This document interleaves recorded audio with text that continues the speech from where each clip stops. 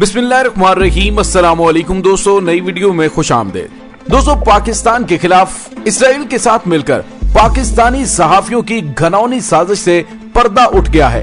दोस्तों, पाकिस्तान के सहाफियों और टीवी एंकर्स को इसराइल को तस्लीम करवाने की राह हमवार करने के लिए आखिर कितनी बड़ी फंडिंग की गई, किस किस ने कितना माल लिया है और इसराइल के हक में लिख और बोल रहे हैं। वीडियो की तफसील में जाने से पहले आप देख रहे हैं हकीकत की दुनिया डॉक्टर अली के साथ। हमारा चैनल सब्सक्राइब करके घंटी के निशान को दबाना मत भूलिएगा।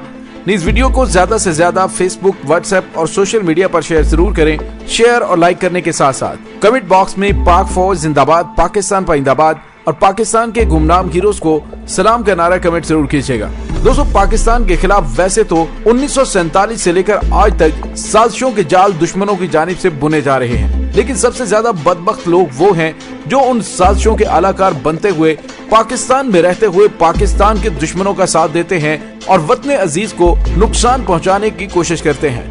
दोस्तों, पाकिस्तान के खिलाफ की जाने वाली कई एक साजिशों में से एक साजिश पाकिस्तान को इसराइल के साथ नत्थी करने का एजेंडा है, जो गुज़िश्ता कुछ अरसे से आपको मीडिया पर सुनने और देखने को मिल रहा है।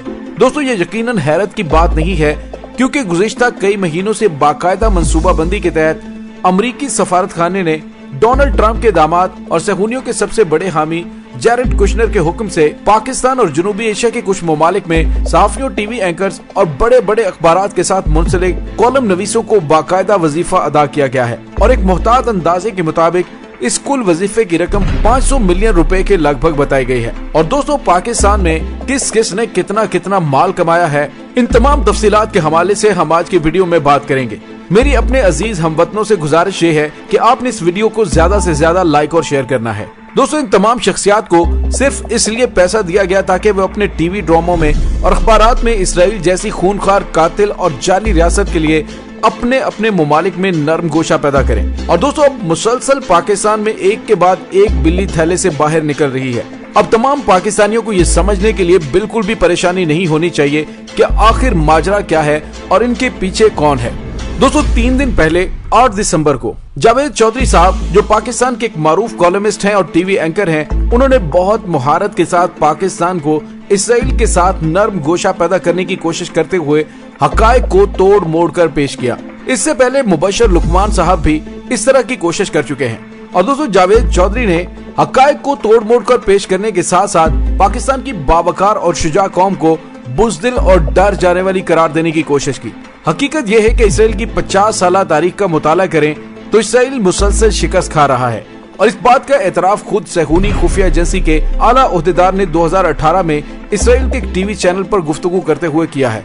लेकिन जावेद चौधरी साहब की कोशिश के मुताबिक ऐसा लगता है कि शायद इसराइल ही दुनिया का खुदा है और उसको राजी किए बगैर शायद पाकिस्तान आगे नहीं चल पाएगा। दोस्तों, इंतहाई अफसोसनाक बात यह है कि एक मारूफ किस्म का सहाफी और पाकिस्तान का एंकर पाकिस्तान में मायूसी फैलाने की कोशिश में मसरूफ नजर आया। दोस्तों, जावेद चौधरी की जानिब से सवाल उठाया गया कि आखिर प्रॉब्लम क्या है, यानी इसराइल से क्या मसला है। तो चौधरी साहब उस सवाल का जवाब ये है कि पाकिस्तान समेत दुनिया के मुसलमानों को इसराइल से कोई प्रॉब्लम नहीं, लेकिन बस हम सब ये चाहते हैं कि फलस्तीन, जो कि फलस्तीनियों का वतन है, उनके पास होना चाहिए, ना कि फलस्तीन उन सहूनियों का है जो यहाँ लाकर काबिज कर दिए गए हैं। दुनिया के किसी भी कानून में अगर बात की जाए तो ये साबित होता है कि फलस्तीन पर इसराइल एक नाजायज रियासत है। अगर इसराइल का वजूद इतना ही जरूरी था तो फलस्तीन पर क्यों? फलस्तीन तो पहले भी फलस्तीनी अरबों का था, जिसमें मुसलमान, ईसाई, यहूदी, वो तमाम लोग मौजूद थे, सिर्फ सहूनी नहीं थे। लिहाजा प्रॉब्लम ये है कि फलस्तीन फलस्तीनियों का और इसराइल एक जाली रियासत है जिसे अपने घर जाना चाहिए। बहुत ही सादा सी बात है। चौधरी साहब, अब जरा तारीख पढ़ के देखें, सहूनियों ने फलस्तीन पर कब्जा किया है। जी हाँ, कब्जा किया है, क्योंकि उन्होंने 5000 साल की जिस तारीख का जिक्र अपने कॉलम में किया, उनके मुताबिक सरजमीन फलस्तीन पर इसराइल कोई रियासत कायम नहीं थी। हत्ता कि फलस्तीन पर तो क्या, फलस्तीन के अतराफ में भी उन 5000 सालों में इसराइल नामी कोई रियासत नहीं थी। इसराइल की जाली रियासत का फलस्तीन पर तसल्लुत 19वीं सदी की इख्तितामी दहाइयों से शुरू हुआ, जिसकी तकमील फिर 1917 के बल्फोर एलामिया के बाद 1948 में हुई। दोस्तों, पाकिस्तान का एक शहरी होने की हैसियत से अब मैं एक सवाल चौधरी साहब से पूछता हूँ कि चलिए आप बताइए कि फलस्तीन ने किसी का क्या बिगाड़ा है? क्या फलस्तीनियों ने यहूदियों के किसी वतन या उनकी जमीनों पर कब्जा किया है? क्या उनके वतन में घुसकर फलस्तीनियों ने फलस्तीन कायम किया है, या ये कि फलस्तीनी मुसलसल 70 सालों से इसराइलियों को कत्ल कर रहे हैं? या फिर चले ये कि फलस्तीनियों ने इसराइलियों की जमीन को हड़प कर रखा है, या फलस्तीनियों ने इसराइलियों को दरबदर कर दिया है? इन सब बातों का अगर आप जवाब दे पाए तो आपसे सिर्फ ये सवाल है कि बताएं आपको फलस्तीन से क्या प्रॉब्लम है। जावेद चौधरी साहब ने अपने कॉलम में लिखा कि इसराइल की जंग मुसलमानों से नहीं बल्कि अरबों से है, एक अहमकाना सी बात है। आज क्या इसराइल फलस्तीन पर इसलिए काबिज है कि फलस्तीन अरब इलाका है? क्या सियासी एतबार से ये बात तस्लीम की जा सकती है कि इसराइल का असल मकसद सिर्फ और सिर्फ यही है? अगर मान भी लिया जाए तो फिर इसराइल ने लिबनान पर कब्जा क्यों किया था, जो उसे बाद में हिजबुल्लाह के हाथों सन 2000 में शिकस्त खाकर छोड़ना पड़ा? इसी तरह शाम में दहशतगर्दी और हमले इसराइल किस लिए करता है? इराक में इसराइल ने क्यों हमले किए थे? मिस्र ने तो इसराइल से दोस्ती कर रखी है, तो क्या मिस्र की मुश्किलात खत्म हो चुकी हैं? क्या मिस्र तरक्की कर रहा है? हरगिज़ ऐसा नहीं है। मैं फिर यही कहूंगा कि मोहतरम जावेद चौधरी साहब, तारीख को ठीक से पढ़िए। इसराइल की ताकत जो आप पाकिस्तानियों को दिखाना चाहते हैं, वो ताकत कचरे का ढेर बन चुकी है। जो इसराइल किसी जमाने में अरब ममालिक पर कब्जा करता था, आज उसकी हालत गजा के इलाके में इस नोयत पर पहुंच चुकी है कि फलस्तीनी निहत्ते मुजाहिदीन के सामने 2 घंटे से ज्यादा मैदान जंग में नहीं टिक सकता।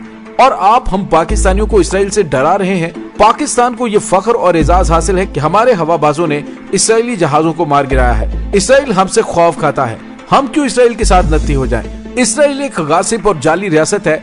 इसराइल की तर्जुमानी करने वाले हर फर्द को ये बात याद रखनी चाहिए कि चंद ऐसे गैर अहम ममालिक जिनमें मुत्तहिदा अरब अमारात, बहरीन, सूडान और अब मराकश भी उसमें शामिल हो चुका है, इनका इसराइल को तस्लीम कर लेना न तो मुस्लिम उम्मा को फलस्तीन की हवाज से पीछे हटा सकता है और न ही पाकिस्तान को इसराइल के साथ नत्थी करके नुकसान पहुंचा सकता है।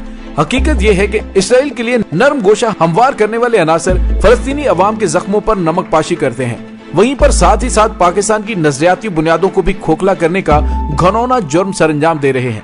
जावेद चौधरी साहब, आपके कॉलम के मुताबिक आपने मुस्लिम उम्मा को मायूस करने के साथ साथ पाकिस्तान के वकार को ठेस पहुंचाई है। आपने पाकिस्तान को इसराइल से डराने और धमकाने की कोशिश की है। हम आपको बता देना चाहते हैं कि पाकिस्तान इसराइल से नहीं डरता। पाकिस्तान इसराइल को तस्लीम करने के अमल को जिल्लत और रुसवाई तस्वुर करता है।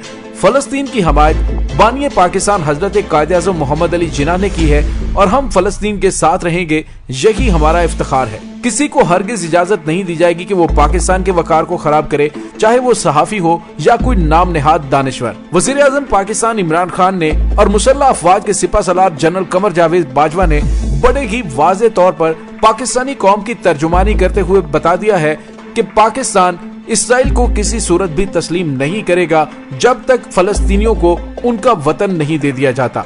दोस्तों, इसके साथ ही डॉक्टर अली को इजाजत दीजिए। इंशाल्लाह बहुत जल्द मिलते हैं एक नई वीडियो में। तब तक के लिए अपना बहुत सारा ख्याल रखिएगा। पाक फौज जिंदाबाद, पाकिस्तान पाइंदाबाद, पाकिस्तान के गुमनाम हीरोज को सलाम। अल्लाह वारिस।